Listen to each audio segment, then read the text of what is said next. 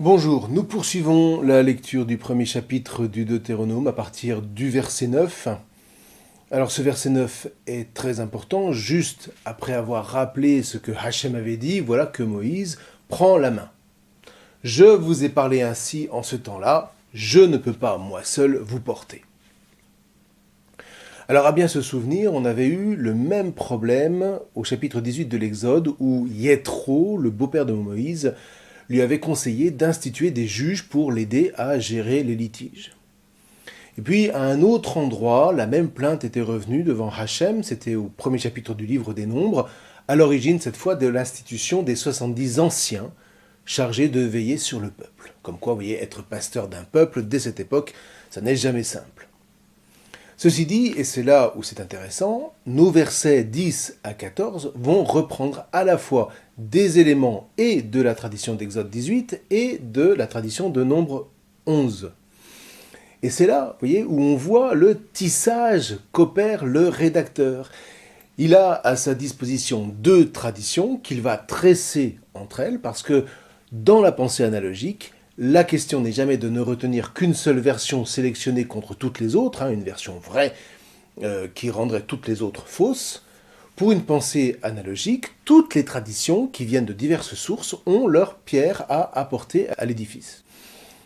Et c'est la raison pour laquelle on préfère toujours les associer, les tisser entre elles. Et pour ça, eh bien, rien ne vaut la composition d'un récit, encore et toujours, de sorte que ces traditions puissent être mémorisées en s'abreuvant de la manière la plus riche possible à la mémoire de tout Israël. Alors vous voyez, redisons-le tellement c'est essentiel. À partir du milieu du XVIIe siècle, en gros, cette forme de pensée analogique s'est vue systématiquement en Occident entachée de suspicion, au point de devenir complètement étrangère à l'intelligence occidentale qui va choisir de ne plus se forger que sur le seul principe de l'analyse. Or, comme l'analogie est la pensée qui est portée par la chair, annihilez l'analogie et vous annihilez la chair. Or, la chair a ceci d'infiniment précieux qu'elle porte en elle tout récit.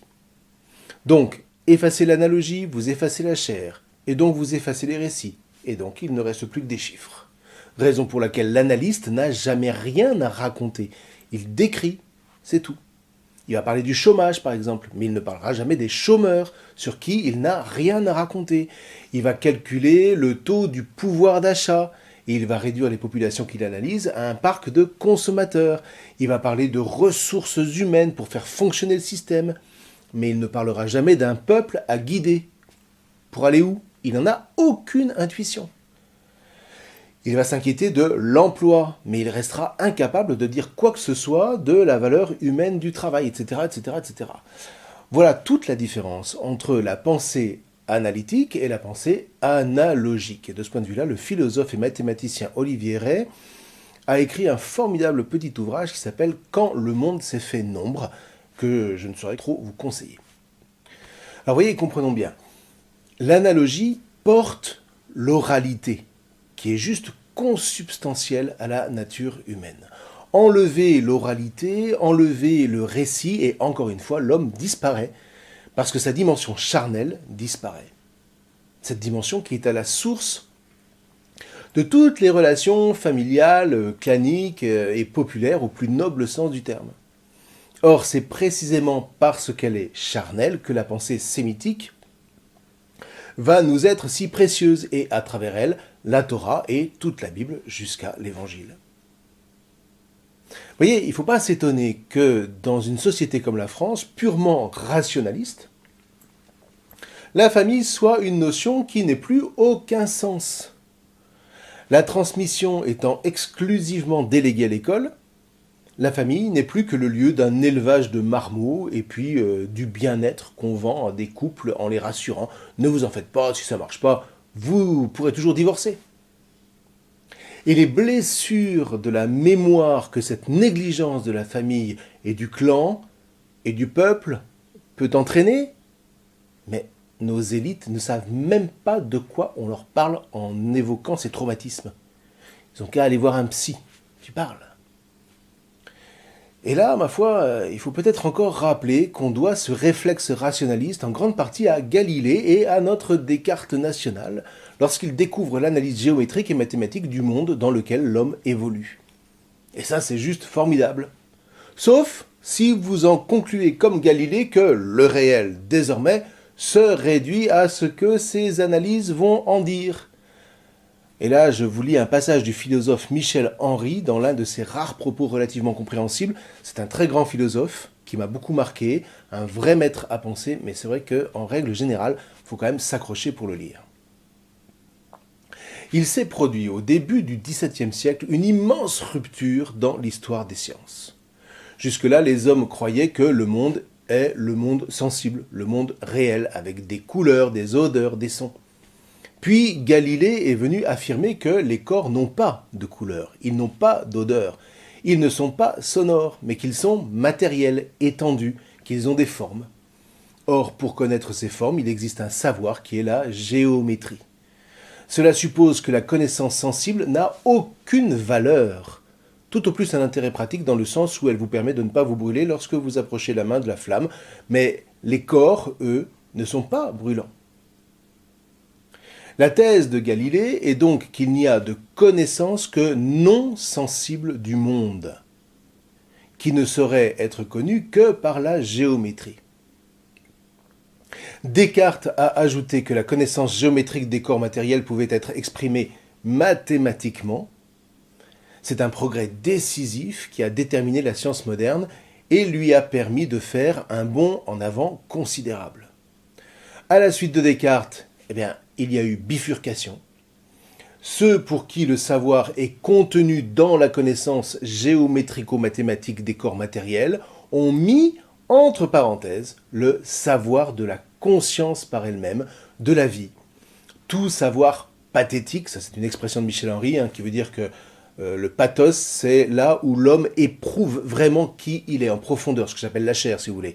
Et l'analogie fait partie, évidemment, de ce processus où l'homme parvient à se dire et à s'élever. Et donc, ceux pour qui le savoir est contenu dans la seule connaissance géométrico-mathématique des corps matériels, ont tout simplement mis entre parenthèses le savoir de la conscience par elle-même, de la vie, tout savoir pathétique qui fait l'homme.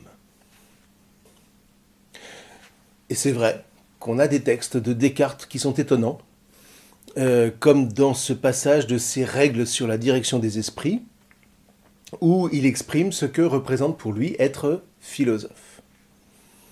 Nous ne deviendrons jamais philosophes si nous avons lu tous les raisonnements de Platon et d'Aristote, et que nous sommes incapables de porter un jugement assuré sur les sujets qu'on nous propose.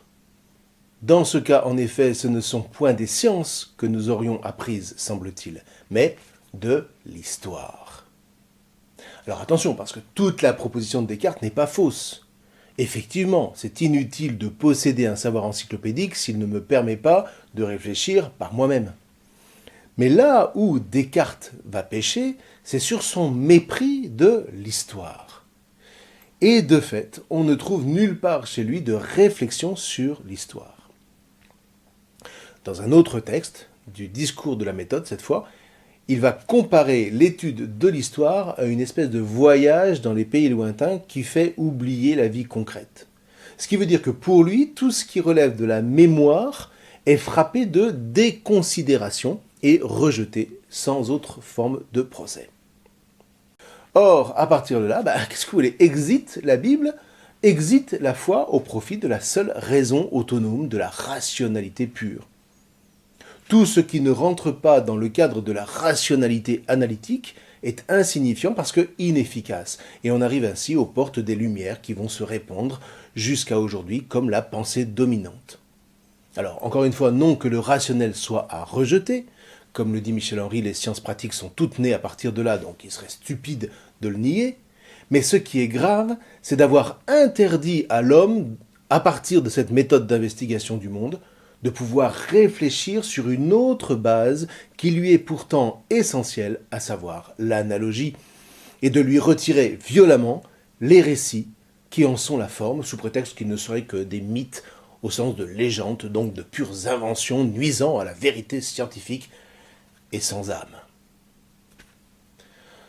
Alors, tout ça pour dire quoi à propos du Deutéronome? Eh bien, pour réaffirmer que l'analogie, alors pardonnez-moi de tant insister, mais le Deutéronome, je crois, nous est vraiment donné aujourd'hui pour nous faire une piqûre de rappel.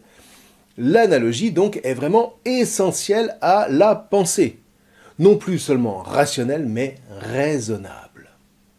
Or, la pensée raisonnable est sagesse. En s'appuyant sur l'héritage d'une histoire qui a été racontée, assimilée par la mémoire, elle sait prendre soin du présent et maintenir ouvert l'avenir des peuples. Ce dont ne se préoccupe absolument pas le rationalisme pur, si ce n'est à travers la notion très discutable de progrès. Je ne reviens pas sur la question, on en a déjà suffisamment parlé. Tout ça, en tout cas, pour bien montrer que quand le Deutéronome convoque à faire mémoire, ce n'est pas simplement par effet de style, mais bien pour féconder le présent et engager l'avenir de tout Israël sur une trajectoire d'élévation, portée de génération en génération. Chaque génération prenant soin des précédentes qu'elle écoute et des suivantes pour lesquelles elle travaille. C'est là, encore une fois, toute la tragédie de la génération d'après-guerre qui a décidé qu'elle profiterait de l'instant présent en rejetant l'enseignement de ses pairs et en reportant ses gaspillages sur les générations suivantes qui allaient être chargées de payer l'addition. Et comme je vous parle au moment de la crise économique provoquée par la pandémie du Covid-19, eh bien l'enjeu est juste essentiel. Si on veut repartir sur des bases saines, il faudra revenir à cette mémoire, d'une manière ou d'une autre. Et là, je ne vois pas comment dire plus clairement comment la Torah nous montre le chemin de la vraie vie, comment elle nous montre le Christ, dont le Deutéronome est la mémoire, donc notre mémoire. Vous voyez, le Deutéronome, c'est une matrice qui nous est donnée pour nous encourager par la voix de Moïse à faire mémoire encore et encore, sans jamais nous lasser. Et ce faisant, il fait une œuvre de sagesse, il fait une œuvre de vie et donc de salut. Et il touche la pensée en général à qui il offre de revenir au sens. Et pour ça, ma foi, pas d'autre chemin que l'écoute des récits de nos anciens pour leur emboîter le pas et nous mettre à notre tour à raconter. Alors pour le dire encore autrement et encore pardon de tant insister, grâce à cette pensée analogique, les rédacteurs tissent le récit du Deutéronome à travers les traditions qu'ils vont recueillir. Mais c'est bien pour que chacun d'entre nous ose à son tour se donner pour tâche de raconter sa propre histoire enracinée dans le terroir qui le précède. Et c'est pour nous ouvrir l'accès à notre propre histoire que le Deutéronome va dérouler la sienne à travers la bouche de Moïse. Notre histoire non pas comme une compilation rationnelle d'archives, mais comme la reprise des événements relus et racontés à la lumière de la mémoire de nos anciens. Une reprise qui devient en nous une histoire sainte, c'est-à-dire unifiée, pleine de sens, et dont le tissage en un récit va présider notre tempérament, notre caractère, et donc nos pensées et nos actes de chaque instant. Savoir se raconter, c'est savoir s'approprier les événements de sa propre vie. Non pas pour le seul plaisir de mieux se posséder soi-même, mais pour pouvoir transmettre à nos enfants, à notre clan, à notre famille, à notre peuple, l'histoire d'une humanité dont chaque génération se découvre ainsi liée aux autres et à Dieu. Liée, c'est-à-dire en alliance, ce que la psychologie rappelle comme essentiel à toute croissance personnelle en termes d'attachement. Alors, poursuivons notre lecture, simplement remarquez au verset 10 l'expression « Hachem votre Elohim », typique du rédacteur deutéronomiste, c'est une expression qui va revenir plus de 45 fois au fil des chapitres. Par ailleurs, concernant la multiplication du peuple devenu aussi nombreux que les étoiles du ciel, la référence est celle de la prière de Moïse en Exode 32, verset 13, mais fait surtout allusion à la bénédiction prononcée par Hachem en faveur de Abraham, c'est en Genèse 15, verset 5.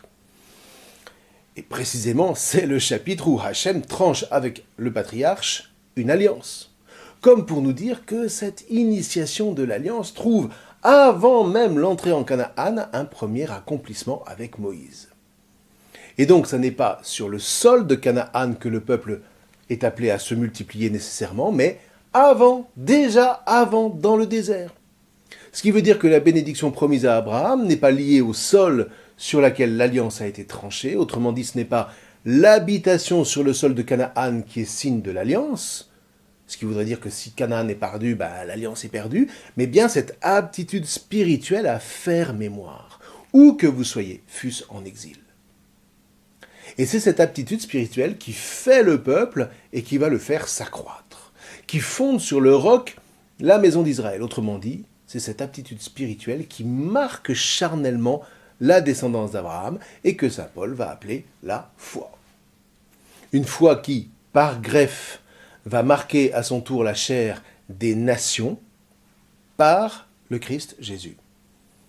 Des nations qui, par la foi, vont donc recevoir Abraham pour père. Vous êtes fils de Dieu à travers la foi en Christ Jésus. Vous tous, en effet, qui avez été baptisés en Christ, c'est le Christ que vous avez revêtu. Il n'existe pas de juif ni de grec, il n'existe pas d'esclave ni d'homme libre. Il n'existe pas d'homme ou de femme. Vous tous, vous êtes un en Christ Jésus. Si alors vous êtes du Christ, par conséquent, vous êtes de la semence d'Abraham, héritier selon la promesse.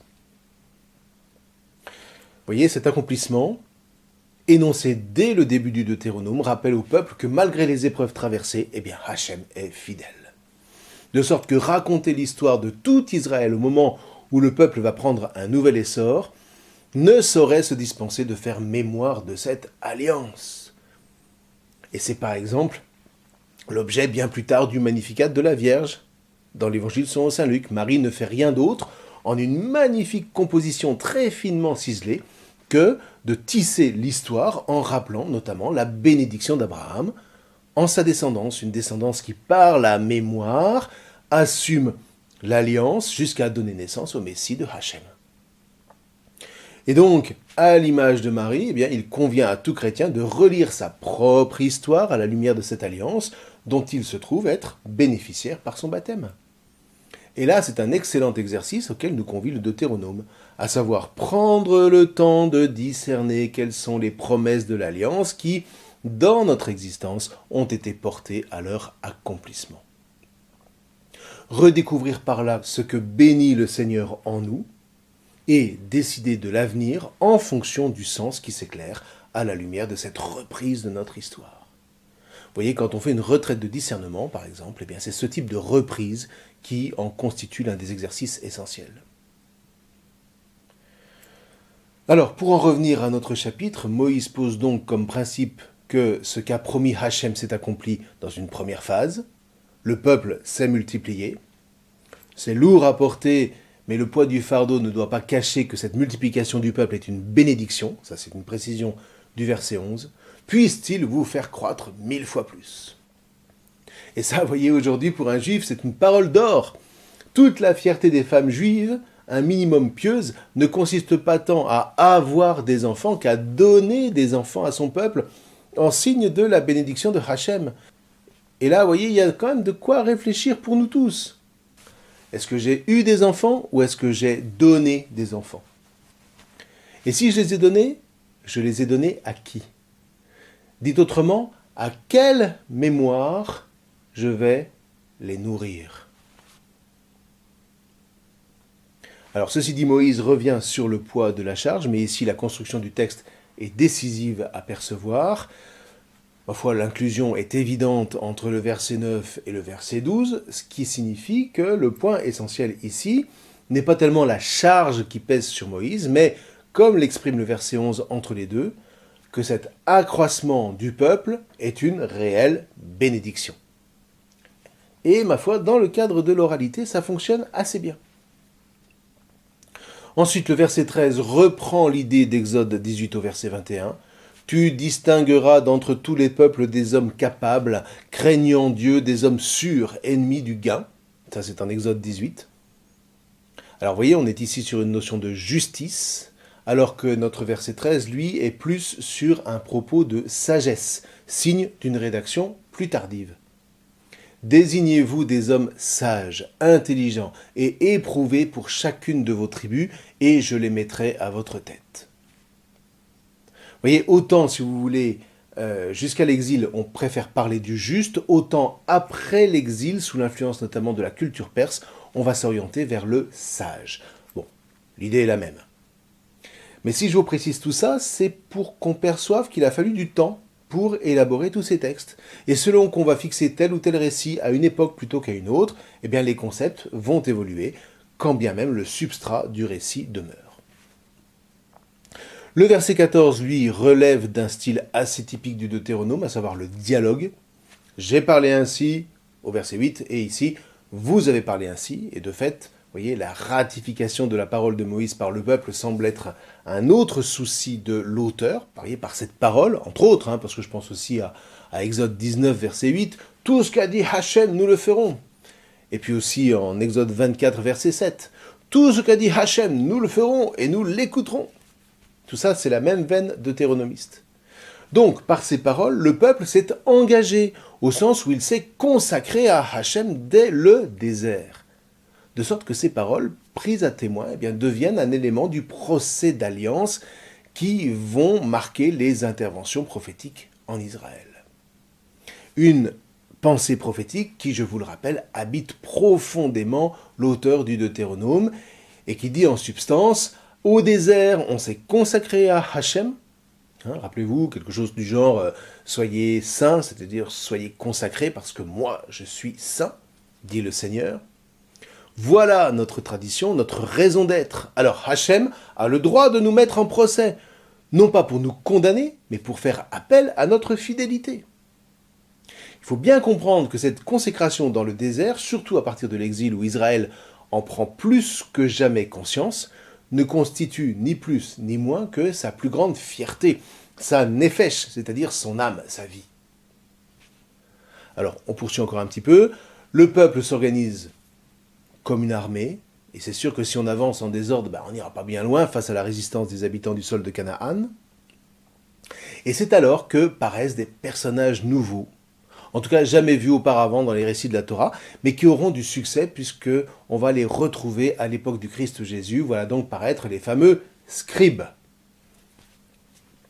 Un par tribu, nous dit-on, ce qui n'est pas grand-chose, mais qui signifie tout de même à tout le moins que chaque tribu est considérée comme administrativement autonome.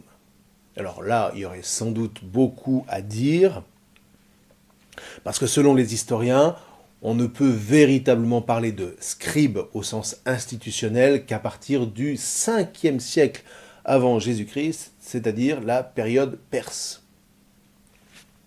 Mais, ma foi, dans la mesure où une écriture existait en Canaan depuis la fin du 2e millénaire, inspirée par l'écriture phénicienne, on ne peut pas rejeter complètement l'idée que des scribes aient officié dès les premiers royaumes qui ont composé Israël et Juda, ne serait-ce que d'un point de vue administratif.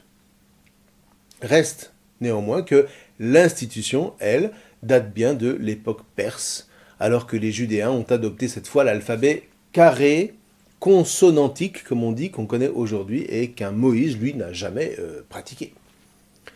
Cet alphabet a été adopté, en fait, et généralisé sur tout son empire par l'Assyrie. Et c'est ce qui a donné l'araméen, dont l'hébreu, comme l'arabe du reste, est un dialecte particulier. Il y a d'ailleurs bien des chances pour que lorsque Josias découvre le rouleau du temple à partir duquel la Torah est née, ce rouleau ait été rédigé en alphabet araméen. Toujours est-il que cette évocation des scribes rejaillit sur chaque tribu, que le récit, quand bien même ce soit anachronique, constitue en région, à la manière perse, au sein donc d'une fédération avec son administration propre, dont les scribes seront les hauts fonctionnaires. Les versets 16 à 18 inscrivent quant à eux l'interdit de corruption pour un gouvernement juste au sein de chaque tribu, à une époque où, après l'installation sur le sol, les dossiers les plus lourds seront entendus par la plus haute juridiction, au lieu, dit le Deutéronome, choisi par Hachem. Alors ceci dit, en ce qui concerne le royaume du Nord, d'avant l'invasion de la Syrie, la juridiction suprême était répartie dans plusieurs grands centres sanctuarisés, comme Sichem, comme Bethel, comme Silo et plus tard Dan. Mais quand les réfugiés d'Israël vont rejoindre le royaume de Juda pour se mettre sous sa protection, à ce moment-là, ce sera Jérusalem qui prendra la relève. De sorte que, vous voyez, par le travail de reprise, les écrivains de la Torah vont pouvoir dire que, en réalité, ce que visait Moïse, de manière voilée, c'était déjà l'éclosion de Jérusalem. Et c'est ce que sous-entend le verset 18. Alors, une fois cette base constituée, le peuple peut alors quitter l'Horeb jusqu'à Kadesh Barnéa, soit les 11 jours de marche précisés au verset 2, de sorte qu'on a avec le verset 19 une inclusion qui délimite nettement l'introduction du premier ensemble du livre jusqu'à la fin du chapitre 3. En substance, faites face et partez vers vous, peuple désormais consacré à Hachem. Alors, est-ce que ce sera simple pour autant? Pas vraiment, et c'est ce que va nous rappeler la suite, que nous verrons la prochaine fois. Je vous souhaite une bonne lecture de ces quelques versets introductifs. Pardon d'avoir été sans doute trop long, mais ça m'a paru quand même nécessaire. Je vous remercie.